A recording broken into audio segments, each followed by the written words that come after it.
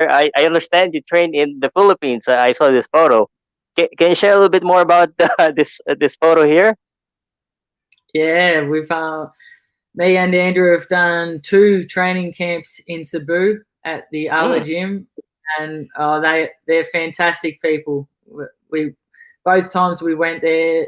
I think we went there for about 2 or 3 weeks each time, so we spent close to 6 weeks at the Ala Gym. mm. And Edmund that you can see in the photo and Adito Villamore, they're just great people and really made us feel very welcome. And we got great sparring out there. You can see there KJ Kataraha Ed, uh, and Arthur Villanueva. And yeah, we got great sparring with both of those guys.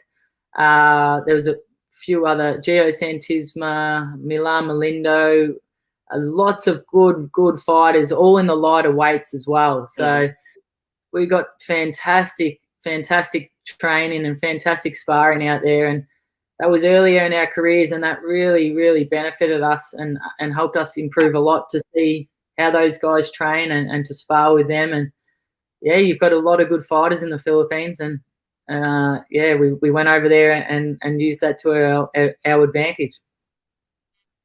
So you said 3 weeks. So you stayed in Cebu for 3 weeks. You actually lived there for for that period of time. Yeah, that's Was right. it We hard? didn't Was stay. it hard? Yeah, How about the food? Is it no, good? How was your experience? yeah, we had a great experience. It's a little different. You're staying in a hotel and you can't cook your own food, and you know your food at your supermarkets is different than our Hmm. supermarkets, so it's different. Hmm. But we had a great experience over there. As I said, we went back twice, and maybe one day I'll go there again. It's really great training, and yeah, we got great sparring. In Australia, there's not that many good fighters in the lighter weight divisions. Not that many Mm. fighters at all in the lighter weight. Mm. So to go over there to the Philippines and so many good, talented young fighters, all in the lighter weights, was really good. Definitely. Well, we're not that big, so. But the fight with Bias, just to go back on your last fight, that made you the number one contender to the WBO. You're number three in WBA, number four in both WBC and IBF. And because of this, I saw this tweet right here, and maybe this is a good time to talk about this. All right, you're challenging John Real Casimero. Yeah, of course. Yeah, Um, talk to us. no, there's no disrespect to Casimero. I think he's a great fighter, but when you're a world champion and you hold that belt, you've Mm, got a target on your back, and everybody should want to fight you because, like myself and many other fighters, the dream for me is to become world champion.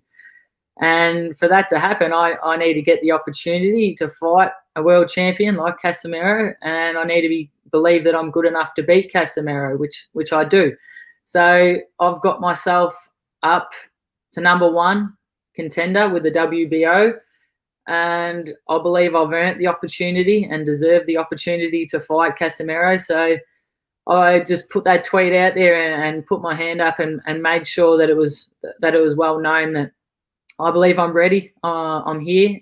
I know that Casimiro was looking for an opponent for his next fight, given that the fight with Inoue was called off. So yeah, I mean that's the fight I want. I want the opportunity to become world champion, and I think it would be a great fight. well, definitely, I agree with you. Actually, in the Philippines, a lot of people that I know and fans would actually prefer you if the Naoya fight is not going to happen. You saw some of the comments a while ago, and Casimero is a popular guy, actually a very popular boxer here in the Philippines. So when you posted that tweet, you're already popular. You became more popular, and there's a lot of talks about you. So now people are inquiring about you, Filipino boxing fans. What do you say to the Filipino boxing fans that didn't know you that much, and why do you think you deserve the fight with Casimero instead? Yeah, well, first of all, the Filipino boxing fans great people. I love the passion they have for the sport.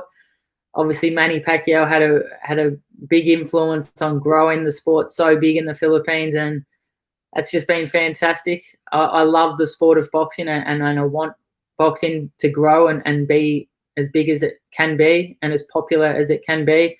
But yeah, I mean, I've given my life to the sport of boxing, and I've got big dreams. I want to become world champion, and then I want to be the number one rated fighter in the bantamweight division, the top of the division. And to do that, I have to get the opportunity to fight great fighters.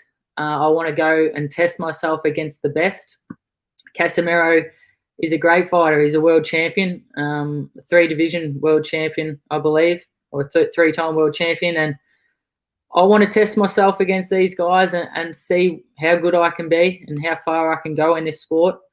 So yeah, as I said, it's no disrespect to him. It's a compliment to Casimero that I want to fight him. He's a world champion and one of the best fighters in the division. I believe I can beat him. I have to believe that. I believe that if I perform at my best, I can beat anyone in the bantamweight division. And I just want my opportunity to prove it. Right. I'm sure Casimiro will be watching this.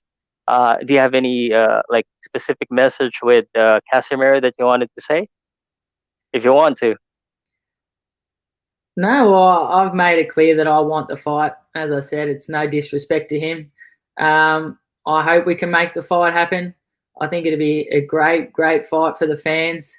And yeah, I've got myself up to the number 1 position.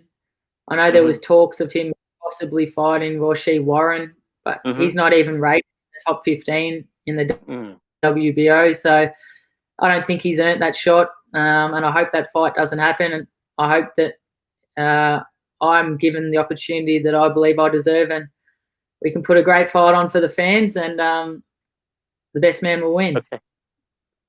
All right. POWCAST Sports. If you're new here, don't forget to subscribe and hit the notification bell.